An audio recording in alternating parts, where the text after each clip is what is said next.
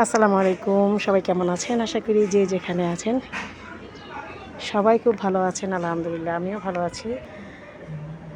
আজকে কোনো একটা মানুষের কথায় এতটা কষ্ট পেয়েছি যা একেবারেই বলার মতো না। তাই এখন থেকে সিদ্ধান্ত নিয়েছি, আমার কাছে সবার উপরে নিজের আত্মসম্মান। আমার কারো কাছে প্রমাণ করার দরকার নেই আমি কেমন মানুষ।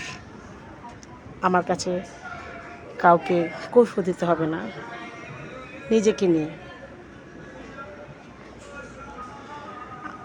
আমাকে কেউ ভালোবাসতেও পারে, নাও বাসতে পারে, সেটা সম্পূর্ণই তার ব্যাপার। ভালোবাসলে ভালো, আর যদি কেউ ভালো না বাসে তাহলে আরও ভালো। এগুলো নিয়ে এখন আর আফসোস করার নাই। আমি আমাকে বুঝতে চেষ্টা করতেছি। কেউ আমাকে বুঝলে বুঝুক বা না বুঝুক, তাতে আমার কিচ্ছু আসে যায় না। এখন আস্তে আস্তে নিজেকে অনেকটা গুটিয়ে নিয়েছি, অনেক ভিড় থেকে নিজেকে অনেকটা দূরে সরিয়ে নিয়েছি, কারণ এখন একা থাকতে বেশ ভালো লাগে। আমি যে কাজই করি না কেন, কিছু কিছু মানুষের কাছে সেটা খারাপ লাগে, মানে লাগবেই। আপনি যত চেষ্টাই করেন না কেন, চাইলেই সবার কাছে আপনি ভালো হতে পারবেন না।